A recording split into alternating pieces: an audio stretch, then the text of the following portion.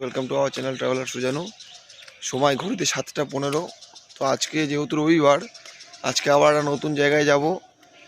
মাঝদিয়ার Shibnibas Asia মহাদেশের দ্বিতীয় বৃহত্তম শিবলিঙ্গ, ওটাই আর কি তোমাদের সামনে তুলে ধরবো। জায়গাটা খুবই সুন্দর, গ্রামগঞ্জের মধ্যে পরিবেশ। আর এই সকালবেলা ঠান্ডা ঠান্ডা ওয়েদারে স্নানটা করতে বেশ ভালোই কষ্ট হতো। যাই হোক, আমরা যাবো এইখানে ঘুরতে, তোমাদের সামনে ভিডিওটা সম্পূর্ণ তুলে ধরবো। আর গলাটা প্রচণ্ডই ফেটে গেছে কাশতে কাশতে, ঠান্ডা ভালোই লেগেছিল। আর প্রতিদিন যেহেতু বাইক চালানোর ফলে বেশ ভালোই ঠান্ডা লেগে গেছে। যাই হোক, তোমরা নতুন কেউ চ্যানেলে এসে থাকলে সাবস্ক্রাইব করে দিও, ভিডিওটা ভালো লেগে থাকলে লাইক করে দিও। চলো যেতে যেতে কথা হচ্ছে, চলো দেখতে থাকো সম্পূর্ণ ভিডিওটা, বিনা স্কিপে ভিডিওটা দেখো, তাহলে আশা করি ভালো লেগে থাকবে। চলে এসছি আমরা পাম্পে। আমার ওই জায়গাটায় প্রচণ্ড প্রবলেম ছিল, মানে জায়গাটা চেনটারও ডিস্টার্ব করছিল বলে ওটা আর মানে পরে আসা হয়নি। এই সাদাটাই পরে নিলাম, চলে এসছি গুলমুল। আমি প্রথমে ভেবেছি কি ও ফটো তুলছে, তাই আমি এরকম করে পোজ দিচ্ছিলাম, তবে দেখছি ভিডিও হচ্ছে। দেখ, তোকে হেলমেটটা বেশ ভালো লাগছে। যাই হোক, বাই দ্য ওয়ে এই হেলমেটটা কালকে কিনেছি, কালকে কিনে দিয়েছে, সরি। এই হেলমেটটা কালকে কেনা হয়েছে আজকে যাওয়ার জন্য। ওখানে শিবনিবাস পুলিশ কীরকম কি জানি না, ধরবে আবার ফালতু ডিস্টার্ব, ভালো লাগে না। যাই হোক, তোমরা ভিডিওটা সম্পূর্ণ দেখতে থাকো, এনজয় ভালোই পাও, মানে ভিডিওটা দেখে ভালো লাগবে। আর তার মধ্যে এশিয়ার দ্বিতীয় বৃহত্তম শিবলিঙ্গ, খুব সুন্দর একটা জায়গা, খুব সুন্দর পরিবেশ। বাবা মহাদেব ভোলেনাথের দর্শন করতে যাওয়া, সব মিলিয়ে বেশ একটা সুন্দর পরিবেশ। তবে আমাদের এই শিমলি বিপি, এটাও খুব একটা শিমলির বড় ঐতিহ্য। এখানে বহু সেলিব্রিটিরা আসে, এই রাস্তার উপর দিয়ে যাওয়ার পথে এখানেই লাঞ্চ ফাঞ্চ করে যায়, এখানে সবাই এসে হোল্ড করে, খুব সুন্দর একটা পরিবেশ। চলো যেতে তাহলে কথা হচ্ছে, ভিডিওটা সম্পূর্ণ দেখো, কিন্তু আবারও বলছি অন্য মানে এক্সাইটেড কিছু হতে চলেছে, ভিডিওটা খুবই ভালো লাগবে আশা করি। চলো তাহলে আমরা একটুখানি তেল ভরে নিই, তারপরে কথা হচ্ছে। চলো দেখতে থাকো। বেশ অনেকটা পথ জার্নি করে চলে এসেছি পাঁচবেড়িয়া হল্ট স্টেশন, গেদে লাইনে। দেখতে পাচ্ছ স্টেশনটা পুরো একদম মানে দিনের বেলায় শুনশান, কোনো লোক নেই স্টেশনে। গেদে লাইনে ফার্স্ট টাইম আমাদের আসা, মানে এই পাঁচবেড়িয়া হল্ট এই স্টেশনটার পাশ দিয়ে যাবো, এইখান দিয়ে আর কি শিবনিবাসের রাস্তা। তো এইখানে ফার্স্ট টাইম আসা, পরে দাঁড়িয়ে চা খাওয়ার জন্য চাটা খেয়ে নিই। দাঁড়া, স্টেশনটা দেখাচ্ছি তোমাদেরকে। স্টেশনটা দেখো, পাঁচবেড়িয়া হল্ট।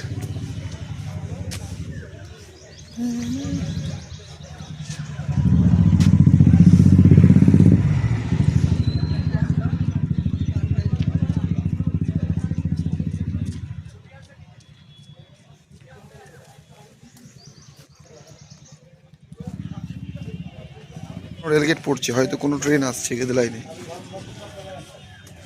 একটু চাটা খাওয়া হয়ে যাক, একটু চাটা খেয়ে নি তাহলে। এখন একটু চা ব্রেকে দাঁড়িয়েছি, চা খাচ্ছি, সবাই চা খাচ্ছে। বলি টাকা বলবি, চা খাচ্ছে। আপনি খাবেন না? আপনি খাবেন না?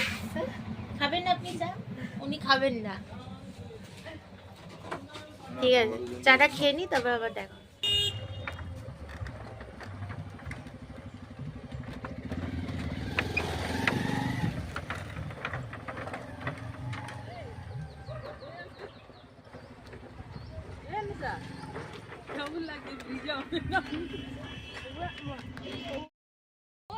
আমরা পৌঁছেই গেছি প্রায়। এখানে একটা ব্রিজ রয়েছে, ওটা পার হতে হচ্ছে, তো ওখান থেকে 10 টাকা নিল। এই ব্রিজটা পার করতে মনে হয় 10 টাকা নিল। তো বলল যে একজনকে নামিয়ে দিতে বাইক থেকে, শুধু যে বাইক চালাচ্ছে সে বাইকে করে তাকে যেতে বললো। তো আমাকে নামিয়ে দিল। আর ব্রিজটা ভীষণ নড়ছে, ভীষণ ভয় লাগছে, যেন মনে হচ্ছে পড়ে যাবো।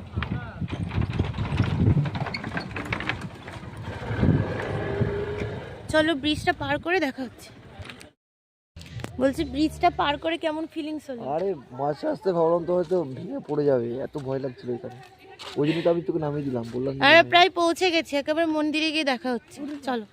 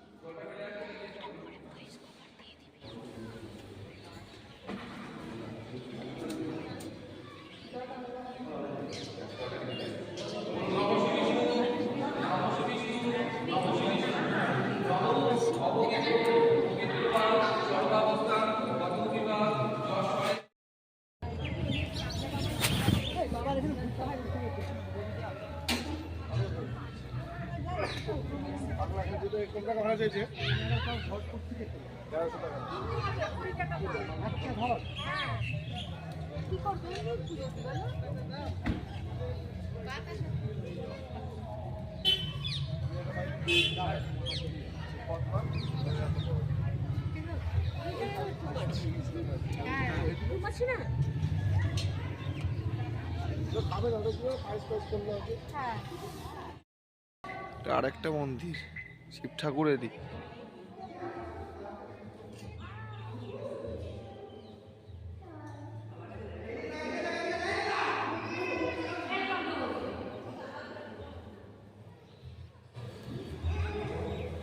জয় শিব শম্ভু হর হর মহাদেব ওম শঙ্কর জয় শিব শম্ভু হর হর মহাদেব।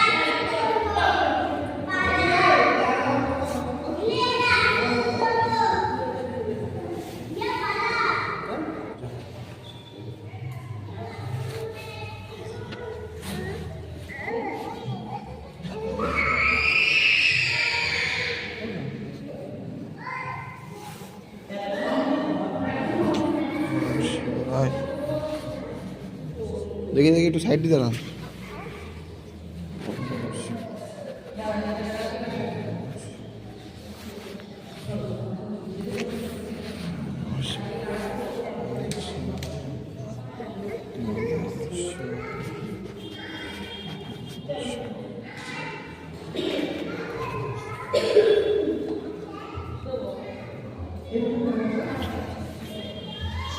শিবায়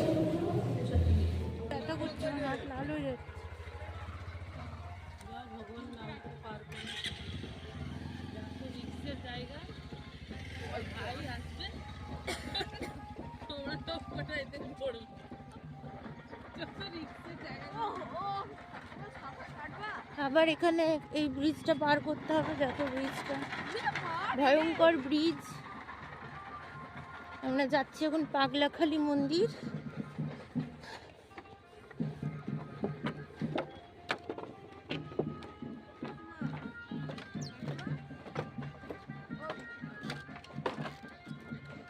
চলো ব্রিজটা পার করে নি, তারপর তোমাদের সাথে দেখা হচ্ছে।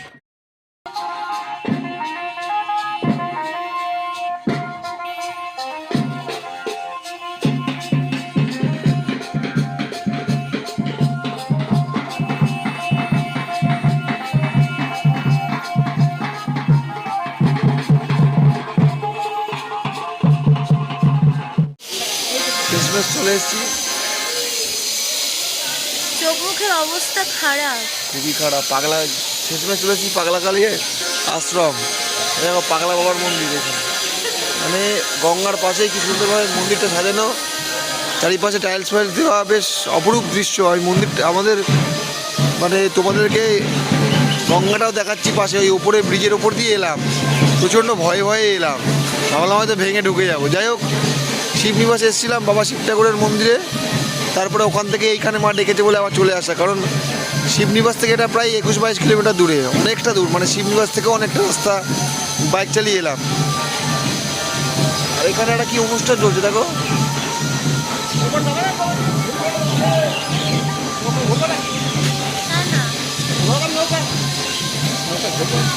নৌকায় ঘোরানো। 4 জন কটা করাও? হ্যাঁ 4 জন। 4 জন না, 4 জনের কটা কেন, ঘোরো খালি সেই নিয়ে যায় না। হ্যাঁ কত বলো? 4 জন নৌকায় কোথায় নিয়ে যাওয়া? ঘোরাবো, একটু কম নাও।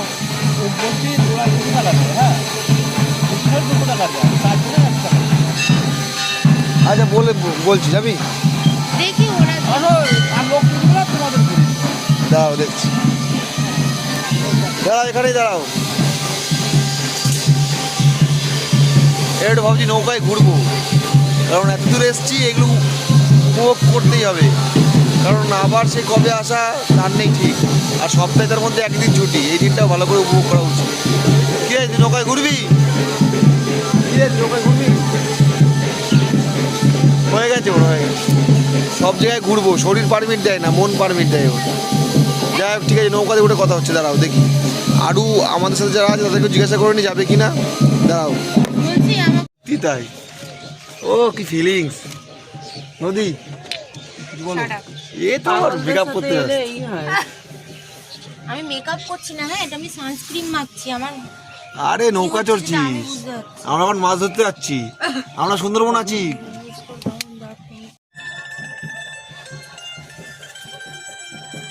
কি পরিবেশ, ভাবা যায়? কত বছরের পুরোনো বট গাছটা, হ্যাঁ, ফটোতেও লাগে শিগগিরই।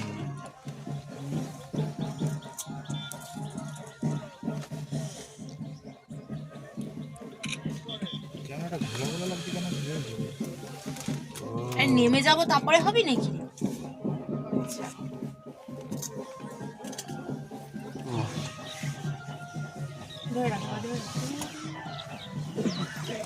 চুল আসে। এসব ফিলিংস, এসব ফটো তোলো। নিজেকে আগে সেট করি তারপরে তুই একটা ভালো কাজের কাজ করেছিস আজকে। শান্তি। একটু সরিয়ে সবাই নিজেকে নিয়ে এদিকে নিয়ে। ওই ব্যালেন্স গিয়ে তো ওঠো না। ওইখানে উঠে কি কি করে?